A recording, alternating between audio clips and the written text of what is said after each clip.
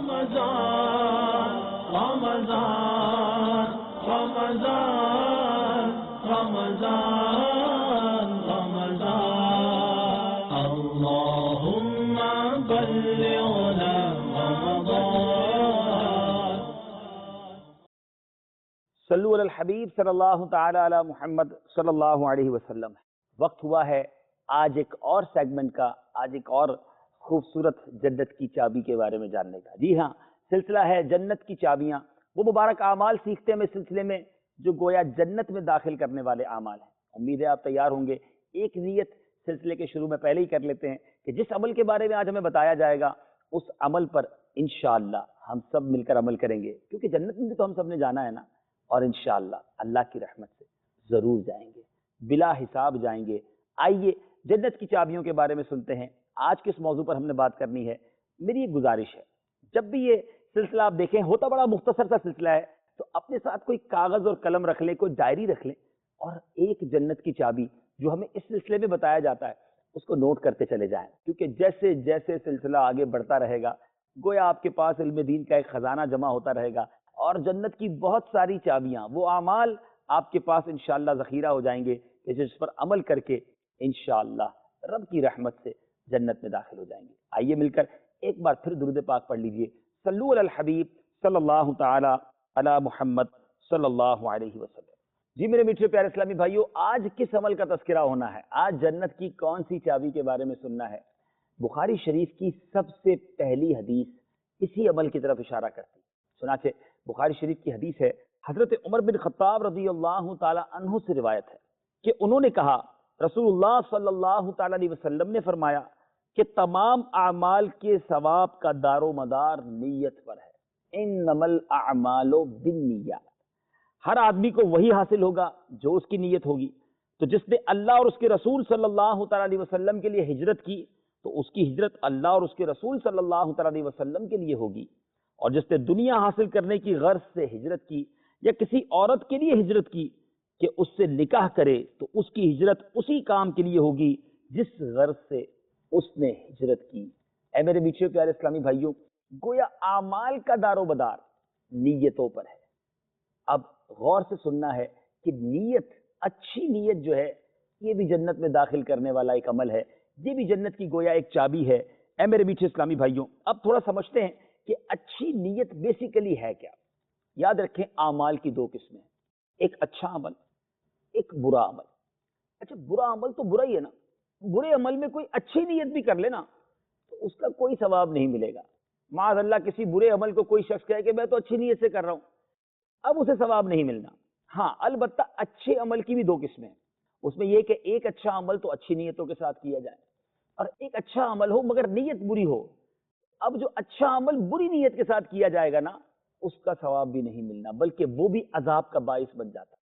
بڑی عجیب سی بات ہے کہ عمل اچھا ہے پھر بھی عذاب، عمل اچھا ہے پھر بھی گناہ. جی ہاں، بظاہر نیکیاں کرتے ہوئے انسان نظر آتا ہے مگر اس کی نیت ٹھیک نہیں ہوتی تو وہ نیکیاں کرنا، وہ ثواب کمانا نہیں ہے، وہ عذاب کو دعوت دینے کے مترادف ہے. میں آپ کو ایک مثال دیتا ہوں. ایک شخص نماز پڑھتا ہے اس نیت کے ساتھ کہ میں اللہ کی رضا کے لیے عبادت کر رہا ہوں، مجھ پر فرض ہے اس لیے ادا کر رہا ہوں، میرے آقا علیہ الصلوۃ والسلام کا طریقہ ہے اس لیے پڑھ رہا ہوں. بہت ساری اچھی نیتوں کے ساتھ وہ نماز پڑھ رہا ہے. انشاءاللہ وہ نماز اسے جنت میں داخل کرے گی. انشاءاللہ وہ نماز اللہ کی بارگاہ میں اس کی جو مراتب ہیں اس کو بڑھائے گی، ثواب کا خزانہ اکٹھا ہو جائے گا. لیکن اگر کوئی شخص اس کے برابر وی میں ایگزیکٹلی ویسی ہی نماز پڑھ رہا ہے جیسی وہ پڑھ رہا ہے، یعنی دو مسلمان ایک ساتھ نماز پڑھ رہے ہیں، کاندھے سے کاندھا بھی ملا ہوا ہے، ایک اچھی نیتوں کے ساتھ پڑھ رہا ہے اور جنت میں گھر بنا رہا ہے، اور ایک بالکل برابر میں ویسے ہی رکوع ویسے ہی سجدے گویا کر رہا ہے، مگر نیت یہ ہے کہ لوگ نمازی سمجھیں، میری واہ واہ ہو جائے. نماز ہے مگر نیت بری ہے، یہ نماز جنت میں نہیں لے جائے گی، اللہ کی رضا نہیں ملنی اس سے، بلکہ یہ نماز بھی اس کے لیے عذاب بن سکتی ہے. That is a difference. یہ فرق ہے اچھی نیت اور بری نیت میں. میرے پیچھے پیارے اسلامی بھائیو، اب اس بات کو سمجھنے کے لیے ایک بڑی ہی عبرت انگیز حدیث پاک سنیے، لرزیے اور اچھی نیت کرنے کی نیت بھی کر لیجیے. بعض اوقات زندگی بھر کی عبادتیں بری نیت کی وجہ سے برباد ہو جاتی ہیں. چنانچہ حدیث پاک میں ہے، حضرت ابو ہریرہ رضی اللہ تعالیٰ عنہ اس کے راوی ہے اور یہ حدیث مشکات شریف میں موجود ہے. نبی پاک صلی اللہ تعالی علیہ وسلم نے فرمایا قیامت کے دن سب سے پہلے ایک شہید، ایک عالم اور ایک سخی کا فیصلہ ہوگا۔ میں اس حدیث پاک کا خلاصہ بیان کر رہا ہوں۔ اب سب سے پہلے شہید کو اللہ عز و جل کی بارگاہ میں لایا جائے گا۔ اللہ تبارک و تعالیٰ اسے اپنی نعمتوں کا اظہار فرمائے گا اور وہ اقرار کرے گا کہ ہاں میرے مولا تو نے مجھے نعمتیں دی۔ ارشاد ہوگا بتا ان نعمتوں کے مقابلے میں تو نے کیا کیا؟ تو شہید کہے گا مولا میں نے تیری راہ میں جہاد کیا، لڑتے لڑتے جان دے دی۔ جان دینے سے زیادہ تو بڑا کوئی کام نہیں نا۔ یا اللہ میں نے تیرے نعمتوں کے مقابلے میں یہ کیا کہ اپنی جان دے دی۔ ارشاد ہوگا تو جھوٹا ہے، تو نے اس لیے جہاد کیا کہ لوگ تجھے بہادر کہیں۔ زمانے میں تجھے بہادر کہا گیا، تیرا نام بہادر کے نام سے مشہور ہو گیا، لیکن اب آخرت میں میرے دربار میں تجھ کو کوئی اجر نہیں ملے گا۔ پھر اللہ عز و جل کے حکم سے وہ شہید گھسیٹ کر جہنم میں ڈال دیا جائے گا۔ سمجھنے کی کوشش کیجیے کہ شہادت اپنی جان سے بڑھ کر انسان کے پاس کیا ہوتا ہے، وہ وہی دے چکا، لیکن نیت اچھی نہیں تھی۔ جان قربان کرنا بھی لوگوں کو دکھانے کے لیے تھا، جان قربان کرنا بھی رائے گا چلا گیا۔ پھر اس کے بعد دوسرا شخص لایا جائے گا جو عالم ہوگا، اس نے علم پڑھا ہوگا، لوگوں کو پڑھایا ہوگا۔ اللہ تبارک و تعالیٰ اپنی نعمتوں کا اس کے سامنے اظہار فرمائے گا اور وہ اقرار کرے گا کہ مولا ہاں مجھے نعمتیں ملی ہیں۔ ارشاد ہوگا بتا تو نے ان نعمتوں کے مقابلے میں کیا کیا؟ اب وہ عالم کہے گا مولا میں نے علم سیکھا، دوسروں کو علم سکھایا، علم کو پھیلایا۔ اللہ ارشاد ہوگا کہ تو جھوٹا ہے، تو نے اس نیت سے علم پڑھایا کہ لوگ تجھے عالم کہیں، تو نے اس لیے قرآن پڑھایا کہ لوگ تجھے قاری کہیں۔ تجھے دنیا میں قاری بھی کہہ لیا گیا، عالم بھی کہہ لیا گیا۔ اللہ کے حکم سے اس عالم کو بھی جو بری نیتوں کے ساتھ، جو اللہ کی رضا کے لیے نیک عمل نہیں کرتا تھا، گھسیٹ کر جہنم میں ڈال دیا جائے گا۔ اب ایک سخی کو لایا جائے گا جس کی جنراسٹی، جس کی سخاوت کی دنیا میں چرچے تھے، اپنے علاقے یا اپنے شہر میں بڑا سخی مشہور تھا۔ اللہ اسے اپنی نعمتوں کا اظہار فرمائے گا، وہ اقرار کرے گا ہاں میرے مالک مجھے یہ ساری نعمتیں ملی ہیں۔ ارشاد فرمائے گا بتا تو نے کیا کیا؟ وہ سخی کہے گا مولا تو مال دیتا رہا، میں تیری راہ میں خرچ کرتا رہا، میں نے بڑا غریبوں کی مدد کی۔ ارشاد ہوگا تو جھوٹا ہے، تو نے اس لیے یہ عمل کیا کہ تجھے سخی کہا جائے، دنیا میں تجھے سخی کہہ لیا گیا۔ اللہ کے حکم سے اس سخی کو بھی گھسیٹ کر جہنم میں ڈال دیا جائے گا۔ ٹرائی ٹو انڈرسٹینڈ، سمجھنے کی کوشش کیجئے، سخی، عالم اور شہید یہ بہت بڑا رتبہ ہوتا ہے، بڑی بڑی نیکیاں ہیں، مگر بیکاز وجہ کیا ہے؟ نیت اچھی نہیں ہے، اللہ کی رضا کے لیے عمل نہیں ہے، عمل تو نظر آ رہا ہے مگر اخلاص نہیں ہے، وہ سارے اعمال برباد ہو گئے۔ میں اور آپ سوچیں ہم تو نمازیں پڑھتے ہیں، ہم بعض اوقات بڑے سیٹسفائی ہو جاتے ہیں کہ میں تو نمازی ہوں، میں روزہ بھی رکھتا ہوں، میں رمضان میں عبادت بھی کرتا ہوں، رمضان میں عمرے بھی کرتا ہوں، حج بھی تو کرنے چلا جاتا ہوں، اتنی ساری تو نیکیاں ہیں میرے پاس۔ لیکن سوال یہ ہے یہ نیکیاں ہو کس لیے رہی ہیں؟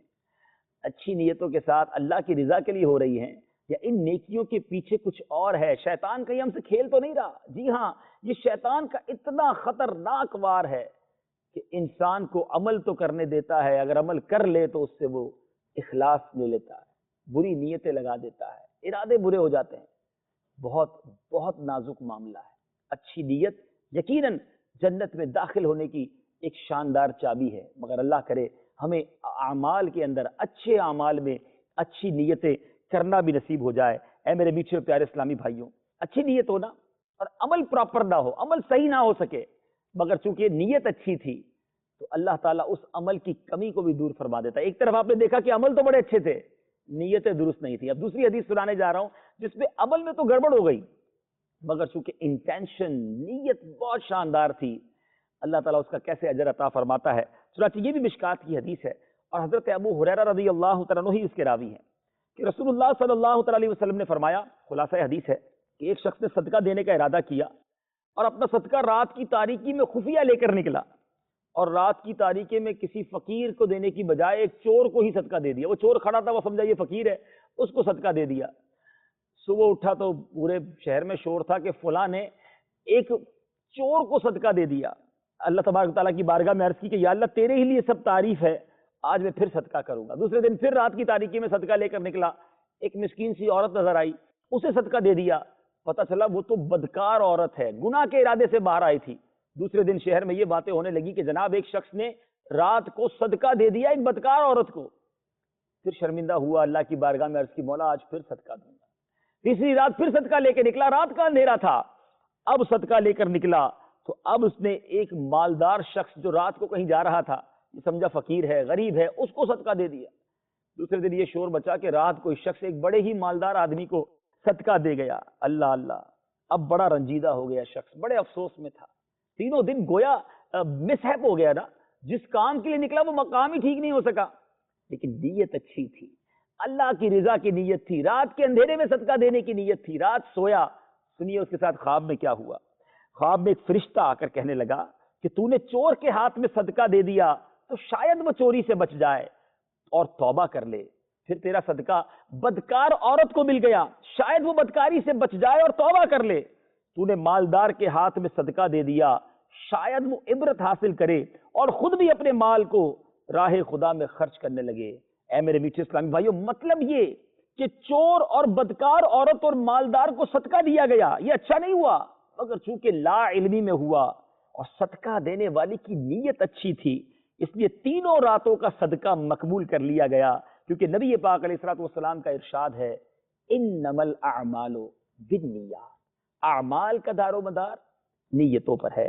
اے میرے میٹھے پیارے اسلامی بھائیوں, ہمیں اب ایک بات غور کرنی ہے, چاہے رمضان کے روزے ہوں, چاہے زکوٰۃ دینے کا معاملہ ہو, چاہے غریبوں کی مدد کا معاملہ ہو, چاہے کوئی بھی نیکی ہو.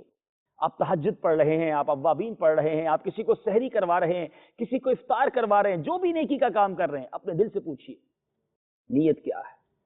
اچھی نیت ہے, اللہ کی رضا کی نیت ہے یا لوگوں کو دکھانے کی نیت ہے, واہ واہ کرنے کی نیت ہے, ذرا نام ہو جائے گا, لوگ کہیں گے یار رمضان میں کتنا خرچ کرتا ہے, کتنی افطاری کرواتا ہے, کتنا مسجد میں چندہ دیتا ہے. اگر لوگوں کے لیے سب کچھ ہو رہا ہے تو کہیں ایسا نہ ہو سارا سفر بیکار ہو جائے.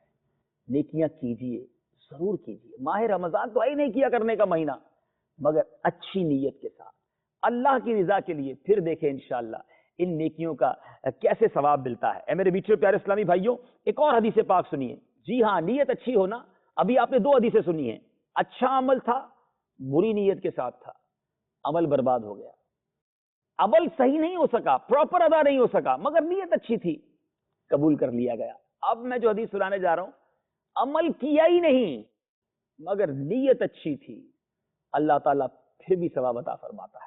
سبحان اللہ. حضرت انس رضی اللہ تعالیٰ عنہ سے روایت ہے کہ انہوں نے کہا رسول اللہ صلی اللہ تعالیٰ علیہ وسلم جب غزوہ تبوک سے آتے ہوئے مدینہ منورہ کے قریب پہنچے تو میرے آقا علیہ الصلوۃ والسلام نے فرمایا, مدینہ میں کچھ ایسے لوگ رہ گئے ہیں کہ اگرچہ وہ لوگ اس جنگ میں نہیں آئے, مگر تم لوگ جہاں جہاں گئے اور جس جس میدان کو تم لوگوں نے طے کیا, وہ لوگ تمام مقامات میں تمہارے ساتھ تھے, کیونکہ اس جہاد میں ان لوگوں نے شریک ہونے کی نیت کی تھی, مگر اپنی مجبوری اور معذوری کی وجہ سے وہ لوگ اس جہاد میں شامل نہ ہو سکے.